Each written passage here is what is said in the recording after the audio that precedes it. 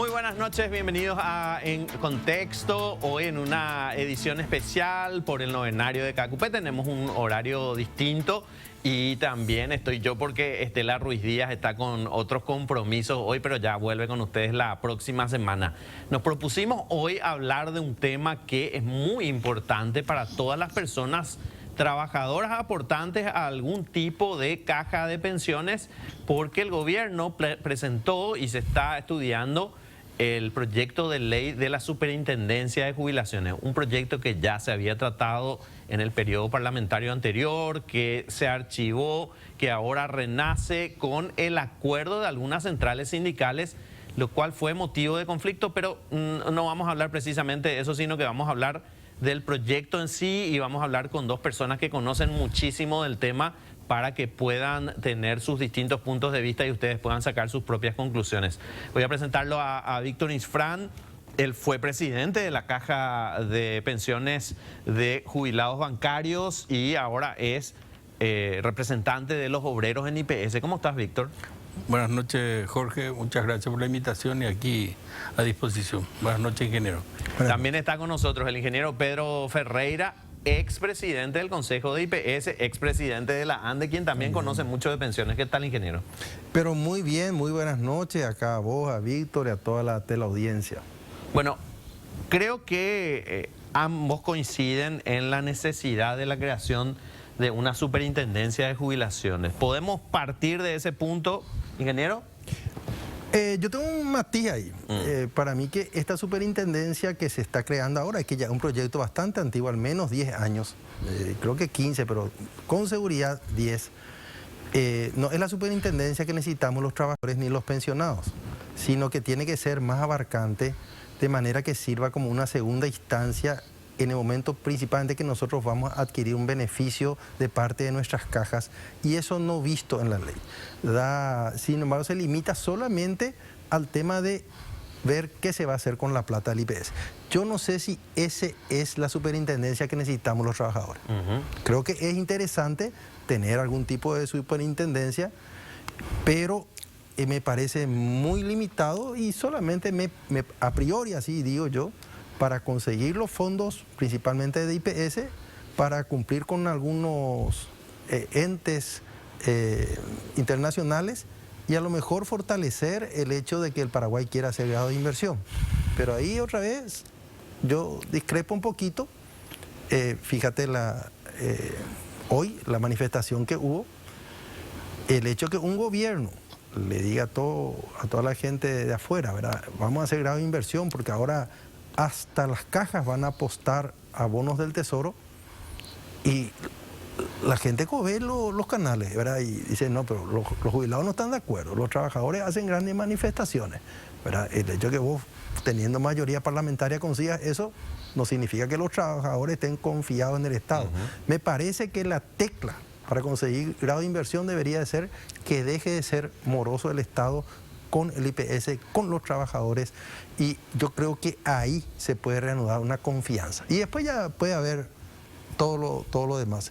Hay matices, después podemos conversar más. Sí. Ojalá que en un programa anterior me criticaste que a última hora recién me peleé con el otro. esta vez prometo pelearme más temprano acá con Víctor para levantar un poco el rating. Pues si los dos estamos de acuerdo ya no podemos más. Claro, hacer coro nomás ya este gobierno. Empezamos entonces que no están de acuerdo. No. ¿Vos sí estás de acuerdo con la creación de una superintendencia? Totalmente. Yo estoy de acuerdo. Así como dijo el ingeniero, este es un tema que se viene discutiendo aproximadamente el 2014, 2013 aproximadamente. Recuerdo, estuve en la vereda enfrente en ese tiempo, fui uno de los que creo que encabezó la lucha por el retiro de aquel proyecto de superintendencia cuando el presidente actual, Santiago Peña, era ministro de Hacienda.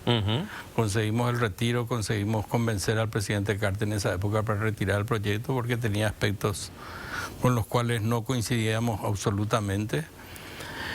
Posteriormente, en el gobierno que terminó hace poco, también intentaron meter, y esa vez sí ya de alguna manera en la calle conseguimos también el rechazo del proyecto.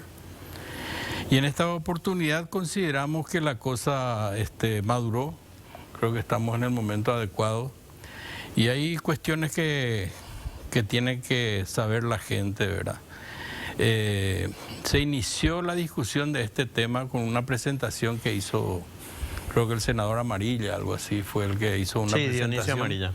Y otros senadores. Y nuevamente nosotros estuvimos en total desacuerdo con ese proyecto presentado. Posteriormente conversamos con la gente del gobierno y el gobierno, en una palabra, por hacerlo gráfico, rompió ese proyecto y nos dijo, bueno, hagan ustedes el proyecto y preséntenos. Este proyecto no es del gobierno, es directamente se trabajó en una mesa de trabajo entre las centrales y los sectores empresariales. ¿Y qué diferencia hay en este nuevo proyecto con los proyectos que vos rechazaste antes, como representante, digamos, de trabajadores, de centrales sindicales? ¿Cuál es la principal diferencia? Claro, uno de los aspectos esenciales y centrales fue la eliminación del Banco Central del Paraguay como cabeza del proyecto. Fue el elemento central. Nosotros desde el principio rechazamos, primero por una cuestión constitucional. El Banco Central del Paraguay tiene sus funciones específicas en la Constitución y dentro de ellas, lógicamente, la función de administrar la seguridad social no es mínimamente su característica. Una entidad economicista como el Banco Central no tiene nada que hacer con un órgano de derecho humano tan importante como la seguridad social. Entonces ese fue el aspecto primero esencial. También había excesiva discrecionalidad por parte del superintendente, cuestión que también nosotros habíamos rechazado. Podía determinar dónde iban a invertir las cajas y podía ese tipo de determinar cuestiones. todas las cosas. También iba a reglamentar el sistema de inversión propiamente dicho. Nosotros no estuvimos de acuerdo con eso. También encontramos algunas cuestiones negativas en cuanto a las derogaciones de algunos artículos de las cartas orgánicas de las instituciones. Y sobre esa base empezamos a trabajar.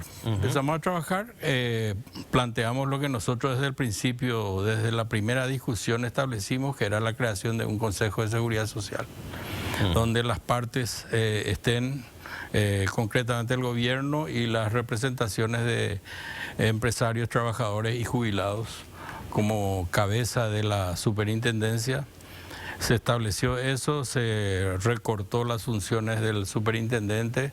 Hoy el superintendente tiene sus funciones ejecutivas específicas en este proyecto, pero todas las decisiones están sobre la base del Consejo de Seguridad Social. ¿Me vas a contar más sobre el Consejo de Seguridad Social? Y Pedro, vos tenés un cuestionamiento muy directo también a, digamos, la derogación de un artículo de la Carta Orgánica del IPS que tiene que ver con 27. Las inversiones. Entonces, vamos a hacer una breve pausa. En instantes volvemos a hablar del tema de la Superintendencia de Jubilaciones aquí en Contexto. Estamos de vuelta aquí en Contexto, hablando esta noche de la Superintendencia de Jubilaciones, proyecto de ley que está en el Congreso y que, bueno, tiene el apoyo de algunas centrales sindicales y algunos sindicatos que no están de acuerdo, y un sector también de dirigentes que plantean cuestionamientos. Pedro Ferreira, vos tenés un cuestionamiento específicamente a un artículo de esta ley que plantea derogar un artículo de la Carta Orgánica de IPS. ¿Por qué tenés ese cuestionamiento y cuál es el riesgo que ves allí? Porque a mí me parece que primero, conceptualmente me parece que una superintendencia de pensiones no se puede hacer prácticamente exclusivamente para poder usar los fondos de IPS para los planes del gobierno y para darle cierto respaldo financiero a las obras o a los contratos que tiene el Estado o a las inversiones. En lo prioritario de los fondos jubilatorios, eso es constitucional y es para lo cual están creados, es para el beneficio de los trabajadores y de los jubilados. Y eso es lo primero que hay que pensar. Entonces, hubo todo un proceso de maduración dentro del Paraguay, donde se llegó a la conclusión en algún momento dado de que los fondos jubilatorios no tenían que ir más nunca, ni al Banco Central, ni al Estado paraguayo de ninguna manera. Porque siempre el Estado es resistente a devolver la plata. Y no solamente el Estado paraguayo, toda Latinoamérica. O sea, esto no es invento paraguayo, se copian nomás los modelos de otro lado. Entonces, O sea, el ahorro de los trabajadores para su jubilación se utiliza en otras cuestiones y después no vuelve para la función que tenía originalmente. el siguiente gobierno te dice, te voy a devolver 500 millones de dólares. Sí. Sí, te voy a devolver. Pero préstame a 1000. ¿Entendés? Entonces, devuelve 500 y presta 500, porque si al anterior gobierno le prestaste 500 millones, y a vos a mí me das 500 nuevos y yo te voy a... hay un bicicleteo. Esto Sí. es lo que ocurrió en Latinoamérica y es lo que puede ocurrir en nuestro país. Por eso es que inclusive entiendo, no sé si habrán negociado o no, pero hay un límite, creo que pusieron del 25% de los fondos al tema de los bonos del tesoro. Creo que es 25. 20. ¿No? 20, ok. Y creo que hay otro tanto, porque también es necesidad del Estado de financiar de la ley 5452/15, ¿verdad? Creo que hay 15 más por ahí, o 10. En síntesis, hay un 30 y pico, 40% de plata que el Estado quiere para sus proyectos, de plata de los trabajadores. Y hasta ahí, porque esta negociación, miren, yo ya la tuve con el ministro Borda, la tuve en el 2003 con Nicanor. O sea, esta es una discusión larga, anterior ya. Y lo que siempre yo criticaba cuando venían a hablar conmigo es que si el Estado paraguayo necesita plata y a la gente de afuera, que no son sus trabajadores, que es capital externo, le quiere pagar 8, 9, 10%, a los trabajadores le quiere pagar 7, 6%. Ese es el problema. Como le prestó, de hecho, el IPS a la AFD hace pocos años. Es reciente, o sea, todos los gobiernos quieren, por la vía que sea, ¿verdad? Cualquiera que sea, vamos a poner en fideicomiso, vamos a poner en tal cosa, pero por la vía que sea, ¿verdad? Tratar de conseguir plata barata de los trabajadores. Cuando para mí tendría que ser al revés, ¿verdad? Si vas a prestar de un banco al 8 de tus trabajadores, prestan al 10. No hay que buscar plata barata para pagarle poco. Ese es un aspecto. Por otro lado, la experiencia latinoamericana de que estos fondos tienden a no devolverse, ¿verdad? Entonces me genera una incertidumbre. Y después yo leo el proyecto de ley y si eso se saca, y si se saca otra cuestión, la ley no tiene mucha importancia. Entonces yo llego a la conclusión de que ese es el objeto. Y le escuché hablar al ministro de Economía, creo que se le llama ahora, al ministro de Hacienda, ¿verdad? Respecto al por qué se hace la ley y las resistencias. Voy a intentar decir lo que yo interpreté, espero no equivocarme. De Carlos Fernández Carlos Fernández, que creo que es la palabra mayor en este tema, ¿verdad? Por parte del gobierno. Sí, es ¿verdad? el vocero. Hay una parte que yo le entiendo perfectamente. Dice, ¿cómo nosotros vamos a estar pidiendo fondos por ahí, por todo el mundo? Y resulta que tenemos fondos acá y los fondos nacionales no vienen. Mira, así fue. Después él manifiesta que el IPS tuvo mala experiencia con los fondos que metió en los bancos, que se le robó en la década del 90, y también tuvo mala experiencia con el tema transportista. Digo lo que él dijo, más o menos. Ahora, todos los ejemplos que él citó tienen más de 20 años. ¿Qué problema hubo en el IPS en particular en los últimos 20 años? Que se solucione con esta ley. Yo no encontré ningún problema, porque el problema de gobernanza se conserva. De hecho, y bien lo señaló acá Víctor y Fran, es casi copiado de la Carta Orgánica del IPS. O sea, todo lo que dice es prácticamente igual. ¿Verdad? Un representante de los trabajadores, tres del Poder Ejecutivo. El Consejo de Seguridad Social tiene más o menos el mismo esquema que IPS. Sí, la misma gobernanza, ¿verdad? Y dice lo mismo que dice la Carta del IPS, dice durará 5 años, pero el presidente le cambia cuando se le da la gana, en la práctica. Aguántame un ratito, Pedro, porque le quiero preguntar a Víctor si es real esta intención de derogar un artículo de la Carta Orgánica de IPS para poder utilizar esos fondos por parte del Estado. Bueno, yo disiento de lo que dijo el ingeniero Ferreira. Realmente, es más, yo te puedo asegurar, Fito, que si no fuese por la decisión del Consejo de IPS de mantener ese artículo, el gobierno no tiene ningún problema en quitar esa... ¿El Consejo de IPS pide que se mantenga ese artículo? El Consejo cree que es importante mantener una posibilidad a futuro de inversión en bonos. Ese es un punto muy importante. Eso no se puede tratar, digamos, aparte, como una modificación de la ley de la Carta Orgánica de IPS. Sí, claro que sí. Eso se puede, si es que se analiza desde ese punto de vista, se puede. Pero aquí en concreto en la ley de superintendencia, la posibilidad de eliminar como una de las posibilidades de inversión la compra de bonos por parte del gobierno, no hay ningún problema. Eso está seguro. Además, hay que mirar bien la cuestión. Este proyecto de ley va a entrar en funcionamiento prácticamente con el gobierno siguiente, no con este gobierno. Así que pensar que este gobierno está pensando en tomar los fondos de aquí y de allá, eso no es así. La ley dice claramente 2 años para constituirse la superintendencia, después 1 año más para adecuarse y después 1 año para que las cajas se adecuen. O sea que de aquí a 4 o 5 años recién esta institución va a empezar a funcionar. O sea que con este gobierno prácticamente no va a funcionar, va a ser con el gobierno siguiente. Además, otras cosas de las que estamos hablando también, una cuestión importante, porque aquí no solamente se acordó un proyecto de ley, el acuerdo principal firmado es justamente la posibilidad de la recuperación de la deuda histórica del IPS, que el gobierno firmó y se compromete a partir del 2025 a pagar, efectivamente. Eso a nosotros, o sea, está atado dentro de la negociación, atado. Digamos. 3 temas muy importantes. Sí. Ese es un tema muy importante para nosotros, la recuperación de esa histórica deuda que está firmada no solo por los ministros de Economía y de Trabajo, sino como invitado especial el presidente de la República. Bueno, se puede decir, bueno, pero lo mismo puede no cumplir, cierto, puede no cumplir, pero está firmado y acordado el pago a partir del 2025, que en los años 23-24, justamente el Ministerio de Trabajo y Economía tienen que establecer las condiciones para el inicio de incluir en el presupuesto general de gasto de la Nación.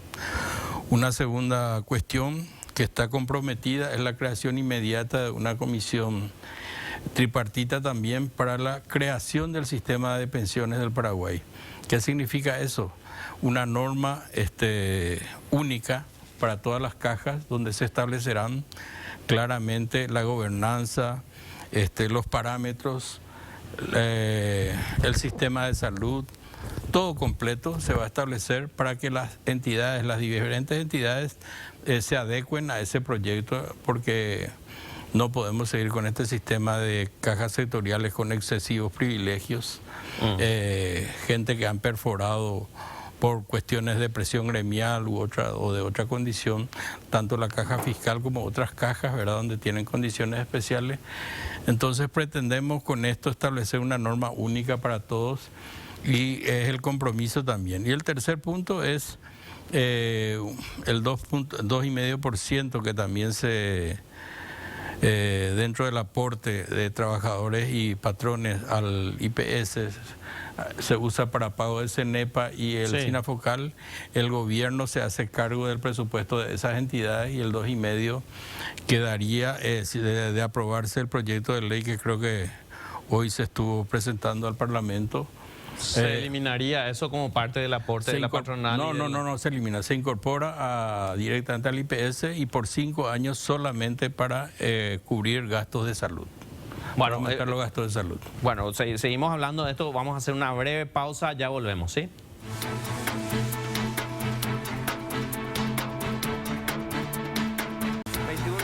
Puntualmente 27 grados la temperatura. Nosotros estamos hablando de la Superintendencia de Jubilaciones. Este ya es el último bloque porque tenemos un horario acotado en esta semana del novenario de la Virgen.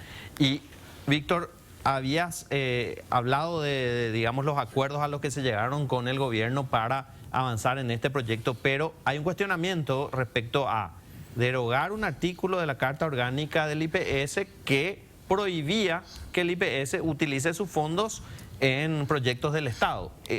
¿Cuál es el motivo por el que se elimina ese artículo, se deroga ese artículo y el IPS va a poder invertir en bonos del Estado o en proyectos del Estado? Claro, tiene su explicación porque el artículo 27 de la Carta Orgánica del IPS es la que establece el tipo de inversiones que puede hacer el Instituto de Previsión Social. Dice claramente que puede invertir en los bancos de capital nacional únicamente y está prohibido la enajenación de inmuebles. Entonces, al proponer la superintendencia la posibilidad de enajenar inmuebles y de invertir en una canasta de inversiones diversificada, ese artículo está de más, entonces tiene que modificarse porque no puede continuar, porque se contrapondría, en verdad, con el artículo de inversiones ya de la superintendencia. Es por eso nada más que se tocan los artículos de algunas cajas con respecto a sus inversiones. Pero como insisto en el tema de que se habla mucho de la posibilidad de que el gobierno tome los fondos del IPS, tenemos un compromiso de retirar, si eso puede ser un motivo de crispación, de retirar la parte de inversión en bonos del Estado. O sea, eso tenemos un compromiso total con el gobierno acordado. Y si se retira eso, ¿qué opinas? Para mí que es muy interesante, pero hay un paso previo que dijiste que es muy interesante. Si atás a que el Estado deje de ser moroso, el hecho, porque acá lo que en el Paraguay tenemos... Aquí tengo el documento firmado. Sí, pero tiene que pagarse, ¿verdad? Después de pagar, tu moroso te va a decir dentro de 2 años, dentro de 3 años, eso no sirve para nada, ¿verdad? Claro. ¿Cómo sucedió en la pandemia? En la pandemia dijeron que ¿verdad? 100 millones, sí. Y fue falso. No pagaron, te dieron plata para que vos pagues un problema del Estado, no era el IPS. Entonces acá la falsedad que hay en este tema es muy alta y la clase trabajadora necesita confianza y el Paraguay necesita confianza. O sea, si el presidente de la República dice, yo pago IPS, la deuda histórica dejemos un ratito, puede comenzar en el 2025, el mes que viene, mi 1.5. Hoy no tengo todavía presupuesto. Claro, enero. No la deuda histórica, sino empezar a cumplir la ley. Pero vamos a empezar. La pucha. Entonces las desconfianzas se van a disolver. Y también, yo discrepo un poquito. Yo creo que van a usar el dinero, porque si de todas maneras, 2 años, 5 años tiene este gobierno, y esto no es un gobierno nomás, es una escuela de pensamiento que vienen los Chicago Boys y esas cuestiones, y hay muchos ahí en el Banco Central, hay mucha gente, y no son mala gente, son gente que piensa nomás diferente, piensa que primero los fondos previsionales son para el desarrollo del país y después para las jubilaciones de los trabajadores, para ambas cosas, pero el orden de importancia. Y sin embargo, mucha gente pensamos que es, como dice la Constitución, es para lo que fue creado, para nuestra jubilación, primero, prioritariamente. Y yo te pongo el siguiente ejemplo. Si presta de cualquier otro lugar al 10%, ¿por qué le quiere pagar al IPS 6? ¿Quién paga el 4? Que le pague 14. Pero eso es que está en la ley. Le va a prestar si el gobierno le ofrece más tasa. Nada de eso no dice la ley. Quieren plata barata, a mi criterio. Entonces, puedo estar equivocado, pero esto se va a dilucidar con los hechos. Que pague, primer punto. Segundo, que coloquen, un año después que empezó a pagar el compromiso actual, que no es un heredado, el compromiso actual, entonces, proporcionalmente de a poquito que se vaya retornando la confianza, se puede usar. Yo no soy en ese sentido chiita, en ese sentido. ¿Verdad? Creo que eso se puede llegar a acordar. Hay que pensarlo bien y saber redactar, pero tiene que empezar a pagar, porque acá el problema grave es que en el Estado se le ve al IPS principalmente como un hermano menor rico y celoso de su plata. Y el IPS es celoso porque se le estafó toda la vida. Se le obligó a llevar la plata de los trabajadores al Banco Central del Paraguay durante décadas, no sé, 40 años por ahí, ¿verdad? Y mediante eso el dólar estaba bajo y cuestiones por el estilo. Después se envió la plata, parte de la plata al Banco Central en el año 2000 y piquito. Tardamos 5 años en recuperar, yo recuperé eso. Cuando hubo la crisis de los transportistas, era una crisis del Banco Nacional de Fomento, pero no se le quería pagar al IPS, se le quería arrastrar. Era plata que el IPS depositó en el Banco Nacional de Fomento y el Banco Nacional de Fomento fue el que le pagó a los transportistas. Entonces, toda esa historia de querer hacerle pagar al IPS los platos rotos no es nuevo y casi es una política de Estado. Cuando se fundieron todos los bancos y se llevaron más de 400 millones de dólares de los trabajadores, se hizo una ley, se prestó plata de Taiwán, de lo que sea, para cubrirla a todos los demás, menos al IPS. Porque el rico, ¿para qué le da plata al rico? Es una forma de pensamiento y eso tenemos que destrozar. Porque esa forma de pensamiento no podemos llevar a una ley, no podemos ratificar. Si vamos a pensar a favor de los trabajadores y de los jubilados, y eso tiene que estar claro, en un compromiso. Sí, después que empieza a pagar, después que tal cosa, entonces ahí yo creo que se puede alivianar el tema.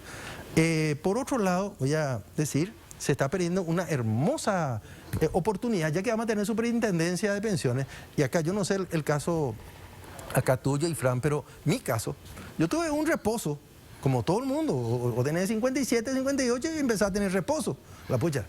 Y había sido que el tiempo de reposo te baja tu jubilación, siendo que vos no cambiaste de sueldo. Y bueno, esas cosas, y vos no tenés segunda instancia. Tu caja es un poco también, con respecto a nosotros, es un poco, aprieta todo lo que puede, pues quiere gastar lo menos posible, y vos no tenés dónde. Esa superintendencia debería tratar los problemas de los trabajadores, no los problemas del Estado central, claro, de que quiere plata. Como es la superintendencia de seguros. Claro. Cuando vos tenés un problema con tu compañía de seguros, tenés la superintendencia de seguros. Te doy otro caso, y hay muchísima gente. Venían con su trabajo principal, por decir así, ganando 3, 4 millones de guaraníes al mes, y aparte tenía docencia en el sector privado, y a lo mejor ganaba 300.000, 400.000. Sale de su trabajo principal, porque ya tiene cierta edad, lo que sea, pero sigue como docente. Llega a los 60 años, le aplican sobre esos salarios ínfimos. ¿Y a quién te va a quejarte después de eso? Y hay miles de paraguayos que están y trabajadores, gente que se siente estafada por el sistema. ¿Y cuál es la superintendencia que va a hacer caso de esos problemas? Entonces, nosotros yo me considero, yo soy un trabajador, yo no tengo acción en ninguna empresa, yo me considero toda mi vida un trabajólico, pero ahora, gracias a Dios, jubilado, todavía docente, trabajador, pero creo que los trabajadores tenemos que decir, bueno, ya que va a haber superintendencia, que sea para nuestros problemas también que se atienda y no solamente para los problemas financieros que quiere este gobierno y la escuela de pensamiento que está manteniendo. Este es un gobierno de derecha, básicamente, y no estoy en contra de la derecha, ¿verdad? Simplemente que el resto tiene que estar consciente de que a la derecha hay que regularle en su pensamiento, así como a la izquierda hay que regularle, ¿verdad? Tiene que haber una sociedad que le diga, hasta ahí, te puedo dar, pero pagame la cuenta que debes, haceme esto, haceme aquello. Entonces, y el último tema, pues yo creo que se nos está acabando el tiempo, es que hay problemas muy graves que hay que tratar en el sistema del IPS. Y uno te voy a decir, el tema de que no se indexan los últimos 10 años. Y eso es una generación de fraude. Y eso porque no se soluciona rápido. ¿Por qué tenemos que estar esperando años y años para que eso se solucione? Porque en la caja, yo tuve con el mismo grupo de economistas, tuve esta misma discusión. Y yo esa vez gané por un voto. Gané en el Senado y se solucionó en la caja de la Andes. La caja de la Andes ya hace sobre los 10 últimos años. Claro. Y no hay queja. Y se indexa por la inflación. Y nos jubilamos mejor y con mayor justicia. Sin embargo, hay gente que quiere sostener ese sistema corrupto. Entonces no tocan el tema. No tocan y se callan. Y la clase trabajadora debería ser el más preocupado de decir primero esto. Porque a los trabajadores honestos y a los empresarios honestos les tenemos que apoyar y después al resto. Y el tema de la morosidad que ya hablamos, yo creo que todos estamos de acuerdo. Pero el acuerdo no tiene que ser firma, tiene que ser plata. Víctor, vos representás a la clase trabajadora, vos estás como representante obrero en el IPS, dirigente sindical histórico de la FETRABAN. ¿El acuerdo al que llegaron y el proyecto que se presentó te parece de derecha, te parece neoliberal de los Chicago Boys? No, para nada. Para nada. Además que, como te dije, este proyecto fue escrito no por el gobierno, sino fue escrito por los sectores que estaban en la mesa, ¿verdad? Trabajadores y empresarios. Y realmente, ejemplo podemos mostrar a montones. durante la pandemia, ¿qué hicieron los bancos? Se sindicaron, ¿verdad? ¿Y qué le hacían al IPS? Le decían que tenían exceso de liquidez. Le pagaban 1,5% anual. 1,5%. Cuando la inflación estaba en 7-8%. Así que, además que el Fondo de Garantía de Depósitos cubre hasta 200 millones de guaraníes. Si hay una crisis financiera aquí, se funde toda la plata del IPS. Así que no está ahí la solución. Tampoco digo yo que la panacea es empezar a llevar todo a canastas de inversiones que tampoco hoy día están todavía seguras, ¿verdad? El mercado de capital en Paraguay es un mercado incipiente, así que no podemos pensar en que esto va a ser inmediato, de que va a ir para todas partes. Y como dije, el tema del gobierno, creo que nosotros tenemos clara esa posición y nos parece que es un acuerdo muy importante, y no solo por el proyecto en sí, que es lo de menos, sino por lo que se viene detrás. Para nosotros la reforma del sistema de pensiones, la solución del problema de la caja fiscal, de la caja municipal, de las diferentes cajas que hoy día tienen problemas, la propia ANDE, ¿verdad? Cajubi, que tuvo que cambiar a un sistema de capitalización ya por un déficit impresionante, y bueno, y así están todas las instituciones con problemas, y debemos de generar. Y no solo eso, el problema no está solamente ahí, el problema está en el 80% que está fuera del sistema. Ese es el problema principal. ¿Qué gobierno va a aguantar a ese 80% de la población que hoy día ya dejó de ser una juventud a futuro, sino hoy día ya son gente de 35 o 40 años que están creciendo y están de a poco saliendo ya del mercado laboral, y eso va a tener que ser responsabilidad del Estado atender a toda esa masa, y que si no tenemos un cambio importante dentro del sistema de seguridad social que permita el ingreso masivo. Hoy no pueden aportar las patronales, por ejemplo, no pueden aportar los gremios de profesionales. Entonces tenemos que modificar todo eso y dar la posibilidad de que la mayor cantidad posible de gente esté en el ámbito de la seguridad social.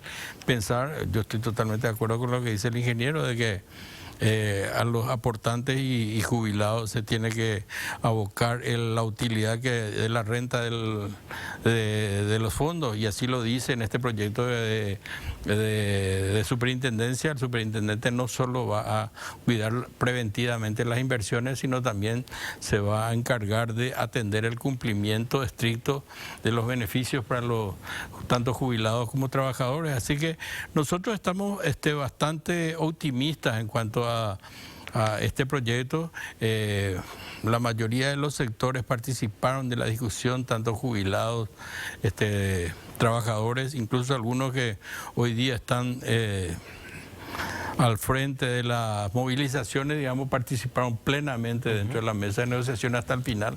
Así que nos parece de repente que es una cuestión oportunista más bien estas movilizaciones, y no van al fondo de la cuestión, porque el proyecto en sí no habla ni de privatización, no habla ni de acaparamiento de los fondos, está limitado, suponiendo de que el Estado de aquí a 4 o 5 años necesite, o que el IPS necesite invertir en eso, está hasta el 20%, o sea que 1.800 millones de guaraníes que hoy tiene el IPS, que es el 10... De dólares, sí. No, 1.800, 3.600 millones de guaraníes, el 20%...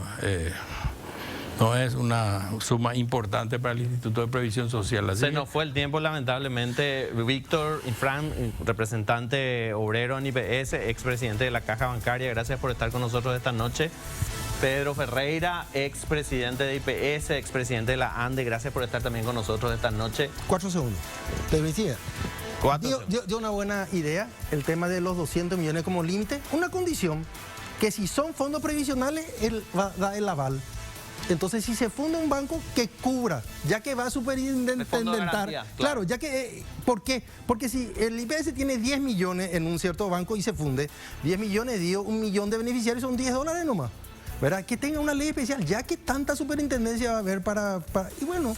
Correcto, se nos fue el tiempo, vamos a tener que seguir hablando en próximos programas de un tema que es muy apasionante y que tiene que ver con las pensiones y jubilaciones de todos los trabajadores de la República. Nosotros vamos a estar de vuelta la próxima semana haciendo aquí En Contexto.